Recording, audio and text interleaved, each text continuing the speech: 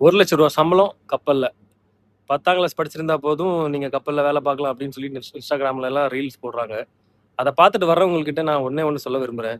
இது உண்மையிலேயே ரூ. 1,00,000 சம்பளம் கிடைக்குமா அப்படின்னு சொல்லிட்டா, ஆமா கிடைக்கும். ஆனா கிடைக்கிறதுக்கு 4 வருஷம் வந்து கஷ்டப்பட வேண்டியிருக்கும் ஃபர்ஸ்ட்டு. அதுக்கப்புறம் தான் ரூ. 1,00,000 வரைக்கும் போகும்.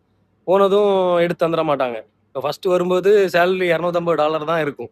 அதிகமா ஒண்ணும் எதிர்பார்த்து ஒண்ணும் வராதீங்க. அதுவும் இல்லாம படிச்ச உடனே வந்து வேலை கிடைக்கும் அப்படின்னு சொல்லிட்டு நம்பி எவனுமே இங்க வந்துராதீங்க. ஏன்னா படிச்சவனே நெறைய பேர் வெயிட் பண்ணிட்டே இருக்காங்க. காசு கட்டினா மட்டும் தான் கப்பல்ல வாய்ப்பு கிடைக்குது அப்படின்னு சொல்லிட்டு இப்போ ஃபீல்டே வந்து ரொம்ப மோசமா போயிட்டு இருக்கு. ஸோ நீங்க ரூ. 1,00,000 கிடைக்கும் ஜாபு அப்படின்னு சொல்லிட்டு நீங்க நினைச்சீங்கன்னா, உங்களுக்கு ஏமாற்றம் காத்திருக்கலாம். ஸோ அது உங்களோட விருப்பம். நீங்க அவங்கள பார்த்து நீங்க வாரீங்க அப்படின்னா. உண்மைய யாருமே சொல்ல மாட்டேங்கிறாங்க. இவன் 6 கோர்ஸாவது நீங்க உங்களுக்கு தெரியும் இப்போ.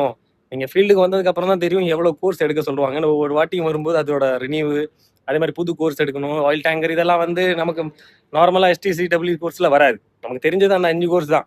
ஆனா எக்ஸ்ட்ரா எவ்வளோ கோர்ஸ் இருக்கு, சிஓ வாட்ச் கீப்பிங்கு, சிஓபி இதெல்லாம் எடுத்தா தான் அடுத்த லெவல்ல போ முடியும். அல்லாம ஒரு வாட்டி எடுத்த அந்த ஜிபி படிச்ச உடனே அதுக்கப்புறம் 1,00,000 வரைக்கும் அப்படியே போலாம் அப்படின்னு நினைக்காதீங்க. ட்ரெய்னி ஓஎஸ், ஏபி அதுக்கப்புறம் போர்ஷன் அப்படிதான் வந்து ஒவ்வொரு படிப்படியா உங்களுக்கு சேலரி ஏறுமே தவிர, ஒரே அடியா அப்படியே 1,00,000 அப்படின்னு எடுத்து தரமாட்டாங்க. ரூ. 5,00,000 காசு கட்டி 5, 6,00,000 காசு கட்டி தான் நெறைய பேர் வந்து கப்பல்லயே போறாங்க. சும்மா ஃப்ரீயா வந்து எவனுமே எந்த கம்பெனியும் எடுக்க மாட்டேங்கிறாங்க.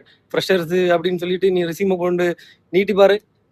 அவன் அப்படியே தூக்கி போட தான் செய்வான். எக்ஸ்பீரியன்ஸ் இருந்தா மட்டும் தான் தம்பி எடுப்போம் அப்படின்னு. அப்படியே எக்ஸ்பீரியன்ஸ் இருந்தாலும் சொல்லுவான், சிஓபி இருந்தா எடுக்கிறோம், இல்ல வாட்ச் கீப்பிங் இருந்தா எடுக்கிறோம் அப்படின்னு சொல்லிட்டு வருவாங்க.